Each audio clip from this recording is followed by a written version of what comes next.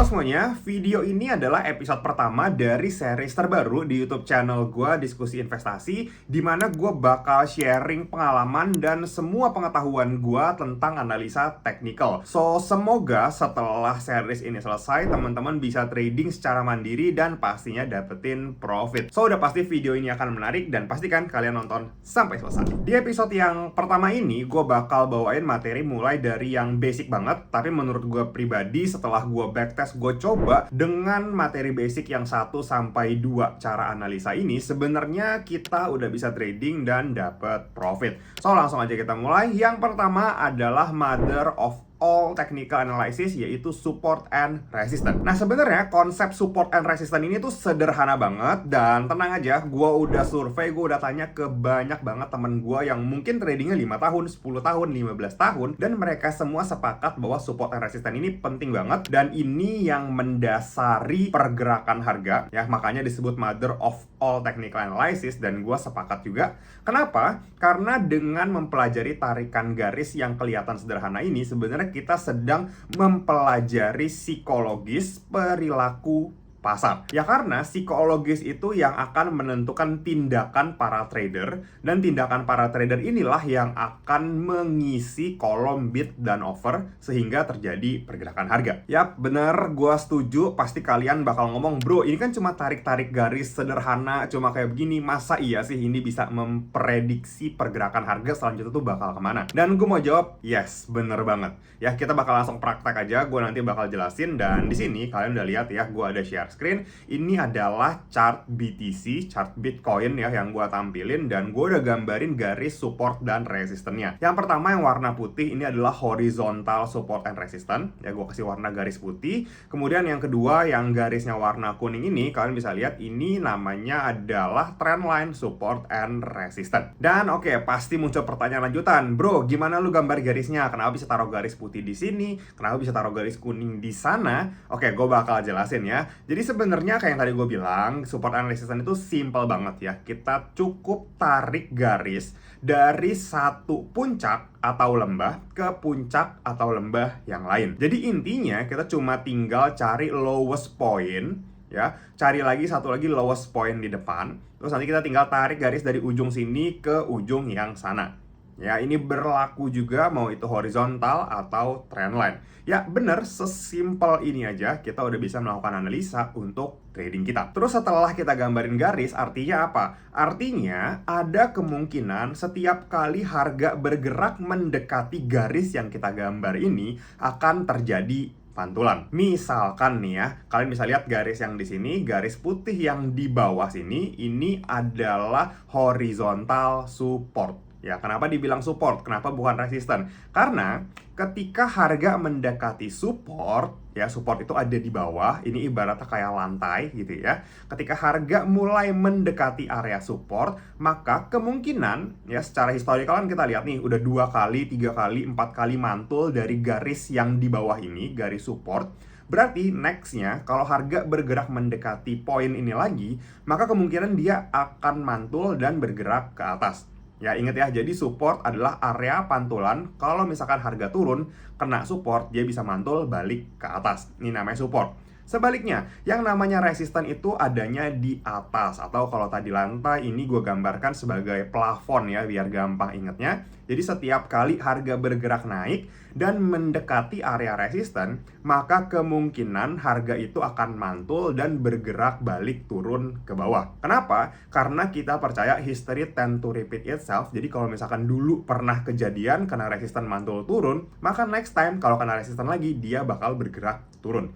Ya, sesimpel itu. Oke, pasti muncul pertanyaan lanjutan. Bro, kenapa garis-garis yang lu gambar ini nih bisa segitu signifikannya bikin harga bergerak? Yang tadinya lagi naik, kena resisten dia turun. Yang lagi turun, kena support dia naik. Oke, jawabannya adalah karena banyak banget orang yang pakai metode analisa yang sama kayak yang kita pakai, yaitu metode support resisten ini. Artinya, ketika ada satu orang yang sepakat gitu ya, resisten nih, harga bakal turun. Dia bakal ngapain? Dia bakal jual. Ya, dia bakal short. Itu bukan cuma gua aja. Misalkan ada 1 juta orang nih yang melakukan metode yang sama, ketika harga mendekati resisten, maka 1 juta orang itu kemungkinan besar dia bakal melakukan action yang sama, yaitu sell. Dan apa yang terjadi ketika banyak orang yang jual, banyak orang yang sell? Ya, supply demand, ingat ya, ketika supply-nya banyak, harganya bakalan turun.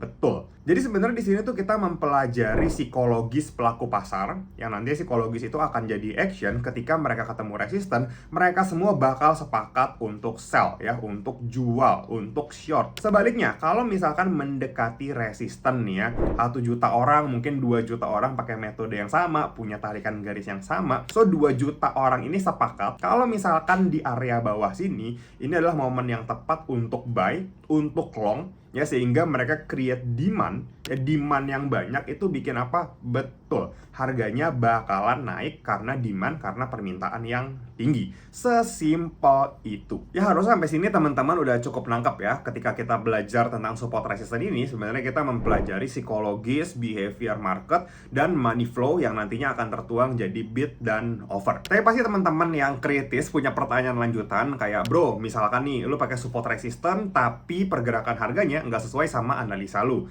Misalkan nih, lu mendekati resisten, lu prediksi bakalan turun, tapi ternyata dia tembus jauh, breakout. Atau sebaliknya, ketika mendekati support, lu beli, dia nggak mantul, tapi malah jebol support. Nah, ini adalah poin yang penting. Ini pertanyaan yang bagus banget, karena ini akan gue bahas di poin yang kedua, dimana ketika kita salah menganalisa, kita tetap bisa profit.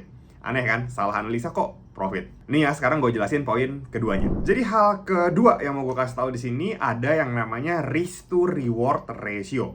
Ya, dari namanya ada risk. Ya, risk ini resiko. Artinya ketika kita salah menganalisa berapa besar resiko atau berapa besar kerugian yang bisa kita tanggung. Ya, sebaliknya kita harus menghitung juga membandingkan risknya dengan reward. Ya, reward ini artinya cuan kalau misalkan kita analisanya benar. Nanti kita compare kira-kira besaran mana. Seandainya lebih besar rewardnya, berarti oke, kita bisa ambil trading plan-nya. Tapi seandainya lebih besar risikonya, saran gue jangan diambil. Kita bisa cari option lain, cari setup yang lain. Supaya lebih gampang ngertiinnya, gue bakal langsung aja praktek ya. Di sini gue udah tampilin chart. Ini masih gue rahasiain ya, ini chartnya apa. Tapi di sini yang jelas gue udah gambar 4 garis horizontal warna putih. Ini support and resistance ya, kayak yang tadi udah gue bahas. Garis yang pertama yang paling atas gue kasih nama garis A ya, ini adalah resisten. Kenapa? Karena udah menghubungkan 2 pucuk di atas nih, 2 puncak bukit. So next time harganya ke sana lagi, maka kemungkinan history bakal berulang, harganya bakalan turun. So ketika harga mendekati garis A, apa yang akan gue lakukan? Ya, gue bakalan sell, gue bakalan jual. Karena 2 kali histori sebelumnya ketika mendekati turun. Ya, maka gue expect yang ketiga juga bakal terjadi yang sama. So, gue bakal ambil action sell ketika harganya di atas ini. Terus kalian bisa lihat garis B, ini yang adalah support ya. Kalau kita lihat harga sekarang, karena ada di lantai di bawah. Tapi supportnya menurut gue kurang kuat ya. Karena sampel pantulannya yang sebelumnya terjadi di sini tuh nggak terlalu banyak. Ya, jadi garis B ini oke, gue gambarin support tapi namanya support minor. Ya, artinya kemungkinan dia mantul itu relatively bakalan kecil. Lanjut, garis ketiga, garis C. Ini menurut gue adalah support yang lebih kuat. Ya, sehingga ketika gue melakukan sell dari atas, ketika gue berharap harganya turun, maka target price-nya kemungkinan akan ke garis C ini. Oke, di bawahnya ada lagi atau enggak? Ada lagi ya, yang menurut gua itu support kuatnya ya, extreme support garis D. Makanya di situ gua tampilin ketika nanti harganya sampai situ, gua bakal melakukan buy, bahkan absolute buy ya, karena saking yakinnya. Nah, kalau misalkan lihat kayak begini, gue udah ambil sell dari atas, maka gue akan menjaga posisi trading gue supaya loss-nya tidak terlalu parah. Dengan cara apa? Kalian bisa lihat garis oranye yang di atas, ya, garis stop loss yang di atas. Kenapa? Karena gue prediksi ketika harganya mencapai garis A, dia bakalan turun. Seandainya salah, harganya lanjut naik, gue kasih toleransi sampai harganya menembus garis oranye. Ya, jadi seandainya nih gue salah analisa, harganya naik di atas garis oranye, maka gue harus merelakan gue salah analisa. So, itu adalah stop loss. Ya, stop loss memang rugi, tapi itu justru harus banget dan baik ya, karena itu menjaga kerugian kita supaya ruginya itu nggak banyak. Ya udah salah analisa, ya udah jangan sampai rugi banyak. Nah sebaliknya, kalau targetnya gue garis C, gue maka bisa menghitung berapa persen reward yang gue dapatkan kalau misalkan analisa gue bener, dia bakal bergerak turun sampai garis C. Sampai sini harusnya teman-teman udah paham. Nah, yang namanya risk to reward ratio, kita itu cuma membandingkan resikonya berapa persen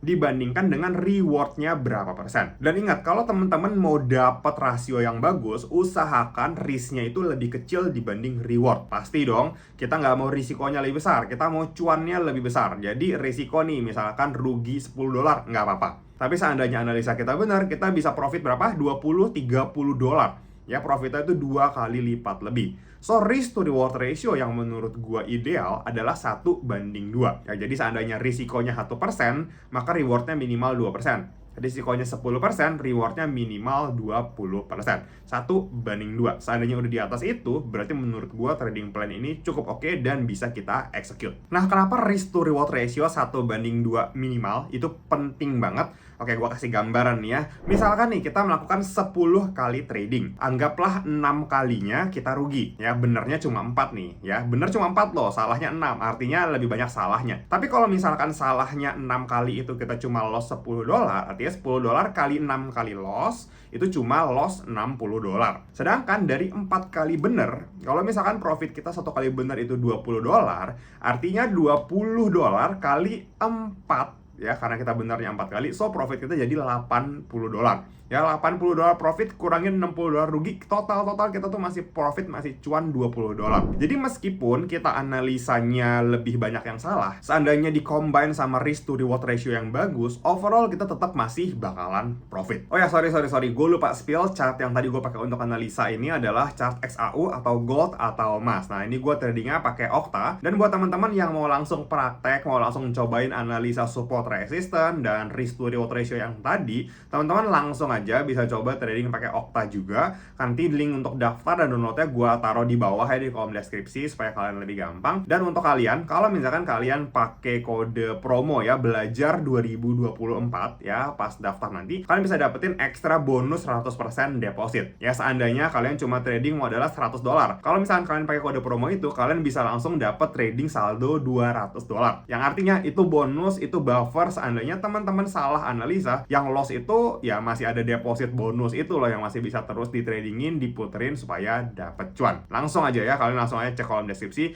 download, daftar, dan jangan lupa masukin kode belajar 2024. Nah, untuk teman-teman yang mau dapet insight lebih banyak lagi tentang analisa technical, kebetulan Okta ini di tanggal 15 Agustus lagi ngadain trading conference yang bakal dihadirin sama trader-trader handal yang jago-jago banget. Nanti di sana bakalan ada Vito, Andre, dan Dennis SLL yang bakalan sharing tentang analisa technical dan gimana cara mereka trading. Pastinya daging banget. So, kalian langsung aja pantau YouTube channelnya Okta supaya nggak ketinggalan event tanggal 15 Agustus nanti. Untuk informasi lebih lengkap tentang eventnya, gue taruh linknya di kolom deskripsi ya. Buat teman-teman yang mau baca, langsung aja ke sana. Dan untuk teman-teman yang ikutan, kalau misalkan kalian nanya pertanyaan yang bagus nih ya ke para narasumber, akan ada hadiah yang menarik banget juga buat teman-teman semua. So, jangan sampai kelewatan. So, mungkin sekian dulu video kali ini. Semoga bermanfaat dan jadi tambahan referensi untuk teman-teman semua. Sampai ketemu di seri belajar analisa technical selanjutnya. Bye-bye.